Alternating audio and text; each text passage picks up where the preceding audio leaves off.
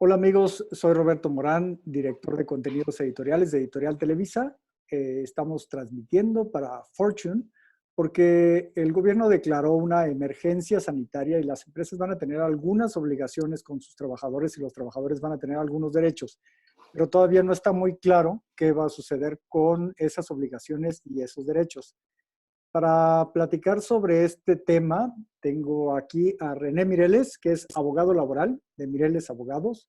Él es litigante y catedrático de varias universidades, entre ellas la Universidad Autónoma de Baja California. René, muchas gracias. Muchas gracias por esta plática. ¿Qué tal, Roberto? Mucho gusto. Aquí estamos a sus órdenes. Encantado de estar con ustedes. Gracias. Pues sí, el gobierno declaró una emergencia sanitaria y eso significa que muchas empresas tendrán que cerrar sus operaciones. O sea, no van a tener ingresos porque además no van a tener ni productos que vender y tampoco va a haber mucha gente que les compre. Pero las empresas tienen un compromiso con sus empleados y no pueden despedirlos o bajarles el salario, ¿no? Pero, Es correcto. ¿en qué situación están ahora las empresas? ¿Cómo podrían, a qué están obligadas? Porque no se ha declarado aquí hay una cuestión legal que espero que tú nos expliques. Sería necesario que se declarara una contingencia sanitaria para que entrara en operación la Ley Federal del Trabajo y ya se quedara más claro qué es lo que pueden hacer las empresas en esta situación. ¿No es así, René? Claro que sí, Roberto. La verdad es que ha habido muchísima controversia, muchísimos problemas de interpretación de estas medidas que fueron anunciadas el pasado 30 y 31 de marzo. Y la verdad es que el análisis que he hecho yo respecto a todo esto parte de la situación en la que nos encontramos. Estamos en una crisis de salud. No le llamemos contingencia o emergencia en estos momentos. Vámonos a los hechos que originan toda la situación en la que nos encontramos, que tiene desde luego implicaciones jurídicas. Entonces, estamos en una crisis sanitaria, una situación de riesgo para la población. Y quiero destacar esto. Nos enfocamos mucho en el tema legal y de pronto se nos olvida por estar discutiendo terminología legal la importancia que es seguir las recomendaciones de la autoridad y cuidarnos. No hay nada más importante que la vida y la salud. Dicho lo anterior, empecemos ahora sí a analizar todo este contexto. Decía hace un momento que partimos de la crisis sanitaria en la que nos encontramos. Una vez que hay una situación de hecho como esta crisis en el país, la máxima autoridad en materia de salubridad en nuestro país es el Consejo de Salubridad General, que se reúne, sesiona y determina que a raíz de la crisis en la que nos encontramos es necesario hacer una declaración y deciden denominarla emergencia sanitaria por causa de fuerza mayor. Eso desde luego que a los abogados laboralistas nos causó mucha sorpresa, porque los abogados laboralistas que conocemos la Ley Federal del Trabajo, estábamos familiarizados con el término de contingencia sanitaria que había introducido el legislador en 2012. Hay que recordar que lamentablemente tuvimos una situación relativamente similar en 2009 con la crisis de la influenza H1N1. Entonces, en 2012 el legislador decide agregar el artículo 42 bis y la fracción séptima del artículo 427 y habla de la suspensión de labores derivada de una contingencia sanitaria. Por lo tanto, los abogados laboralistas que habíamos estado en constante contacto con nuestras empresas, les decíamos, no te preocupes, ya viene la declaración de contingencia, es inminente por la situación y por el crecimiento que ha tenido la pandemia. Oh sorpresa que el 30 de marzo, en la conferencia vespertina que hace el gobierno federal, anuncia el Consejo de Salubridad General, que estaba ahí representado por el subsecretario de Salud y por Marcelo Ebrard, anuncian un decreto denominado emergencia sanitaria por causa de fuerza mayor.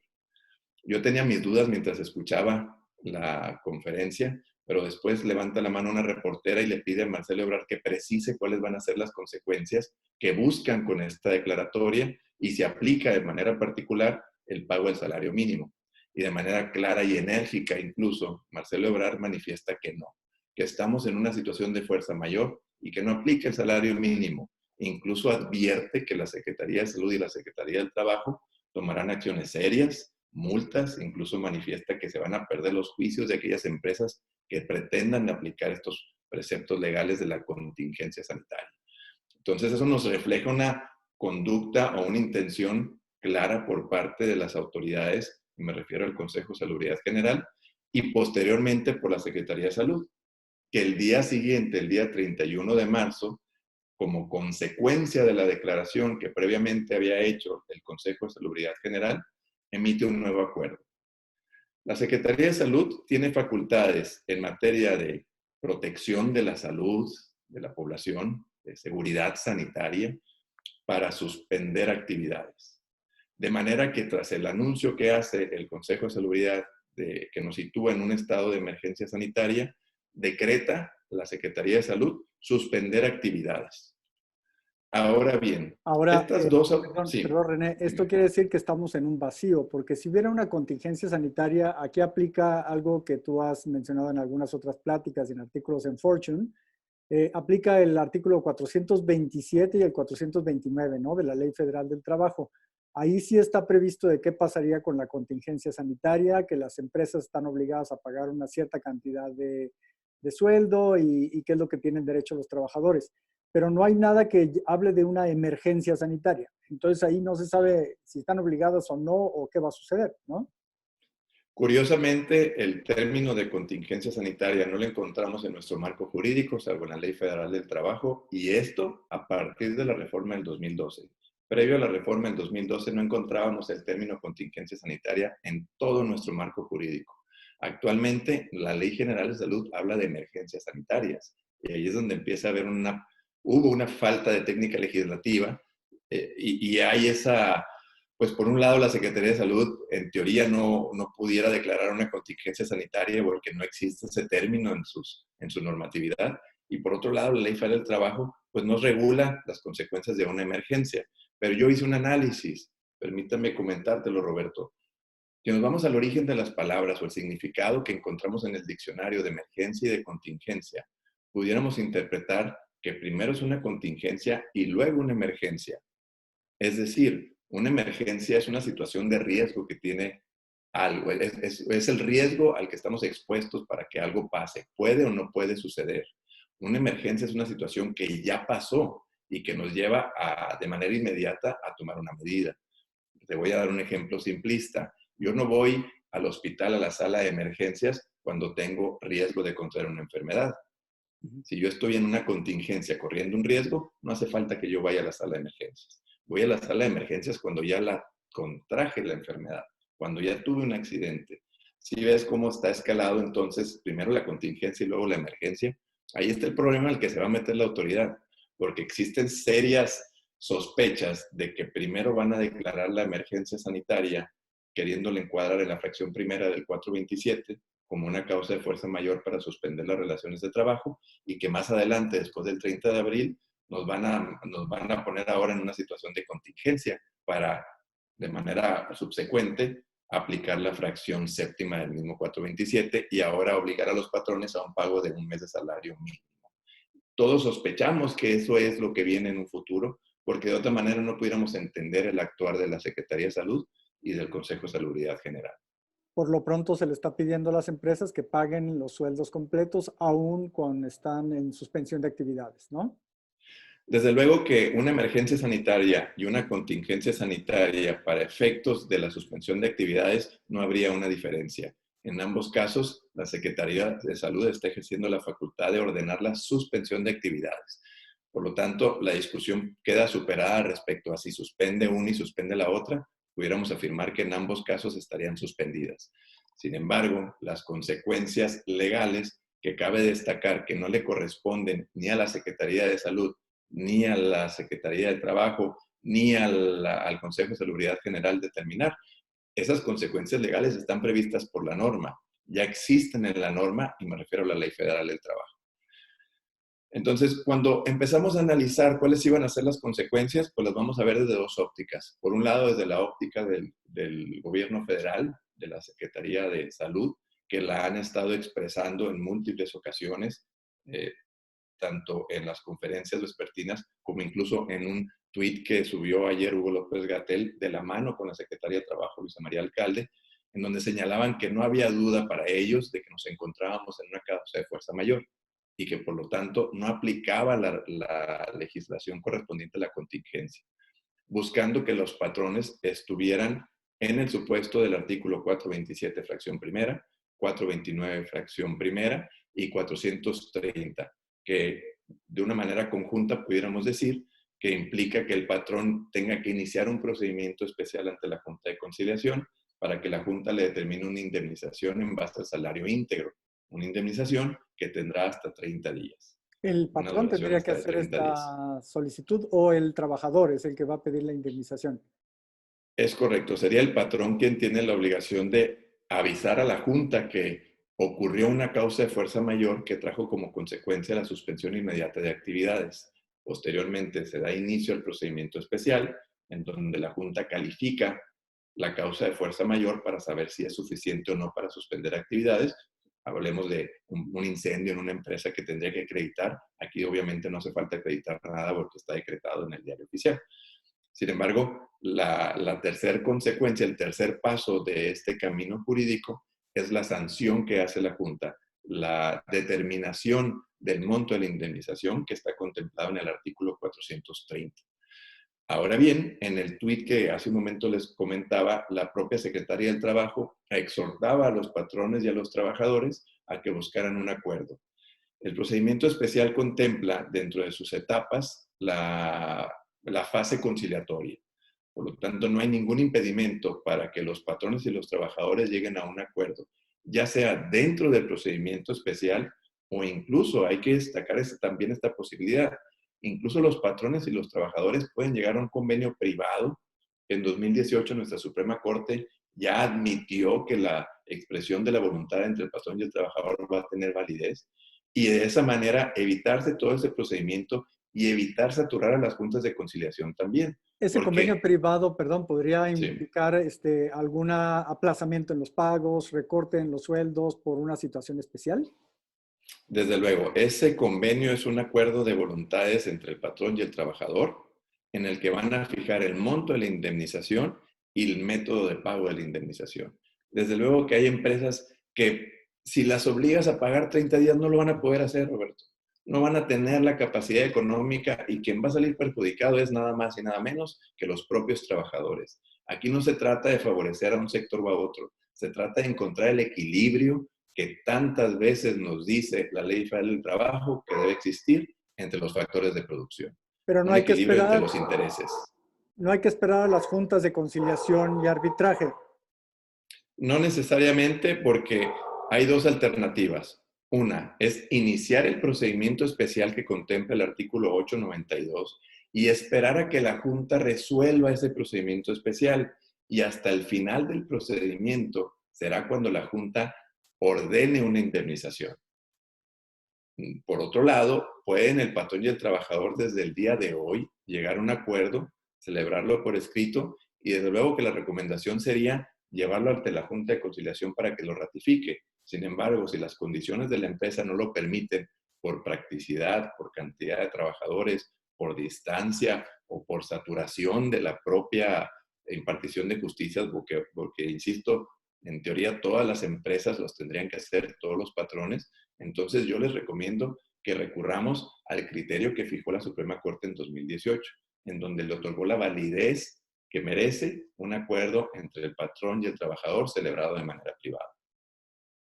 Entonces, no necesitamos esperar a que las juntas de conciliación y arbitraje abran. Las empresas pueden llegar a una negociación pueden llegar a un acuerdo con sus trabajadores para proteger las fuentes de empleo. Estas son buenas noticias, ¿no? Pero pueden llegar a suceder algunas cuestiones de mala fe. ¿Cuáles crees que puedan suceder cuestiones de mala fe de parte de los sindicatos, de parte de los trabajadores o de parte de las empresas y que tendrían que evitarse? No hay duda que esto pudiera traer también una serie de abusos, tanto de trabajadores como de patrones, y desde luego que la autoridad laboral ha manifestado que será estrictamente vigilado el cumplimiento de estas disposiciones, principalmente en la parte relativa a la suspensión de actividades. Eso es lo primordial. Y decía al inicio de la entrevista, no perdamos de vista que esto se trata de la salud y de la vida de los mexicanos, de los trabajadores, de los propios patrones. Entonces, número uno, lo que debe de vigilar la autoridad y que seguramente lo estará haciendo es el cumplimiento de la suspensión. Y ojo, el incumplimiento de la orden que emitió la Secretaría de Salud de parar las actividades en los centros de trabajo puede traer sanciones sumamente altas para muchas empresas. Estamos hablando del orden de los 16,000 UMAS. Son más de 1,300,000 pesos, 1,400,000 pesos aproximadamente. Entonces, número uno, deben de suspender actividades, de eso no hay duda, salvo aquellas empresas que se encuentren estrictamente en la descripción que como empresas esenciales hizo la Secretaría de Salud en el decreto del 31 de marzo.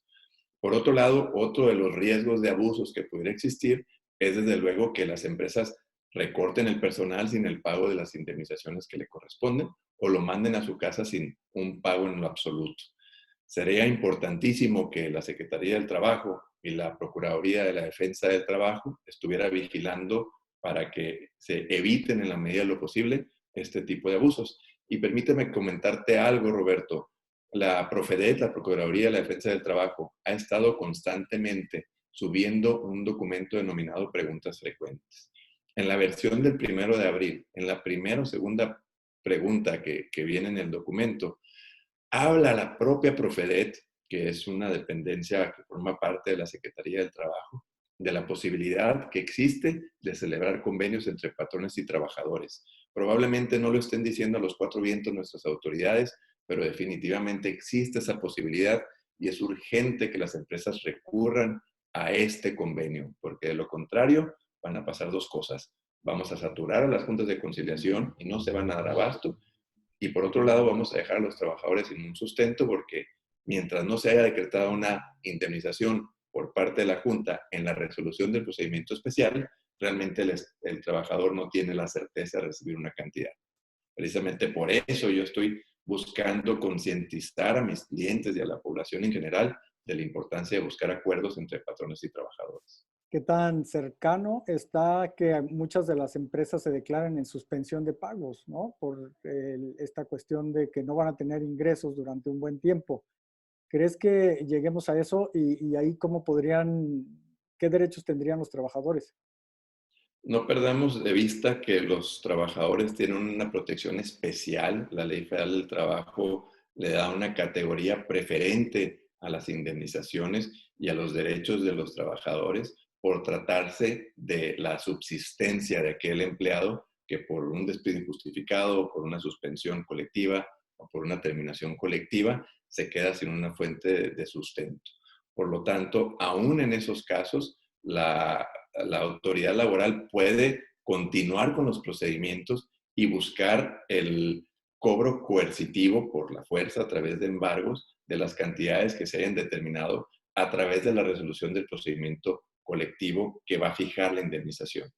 Entonces, lo que va a pasar son dos cosas. La Secretaría del Trabajo, a través de la inspección laboral, buscará que las empresas cumplan con estas obligaciones y por otro lado, si no obstante no lo hacen o no le alcanza la capacidad de la inspección del trabajo para estar vigilando a todas las empresas, se van a dar una serie de juicios por parte de los trabajadores para exigir estas prestaciones. Va a haber reclamos de pago de salarios no otorgados, va a haber reclamos de pago de las indemnizaciones que se hayan fijado y no hayan sido cubiertas, y va a haber también la posibilidad de que se reclamen rescisiones de la relación laboral por faltas de probidad por parte del patrón o incluso, en términos del artículo 51, fracción séptima, por exponer el patrón al trabajador a un riesgo de salud al no seguir las recomendaciones y la normatividad, que en este caso estamos hablando de manera muy precisa de la suspensión de actividades.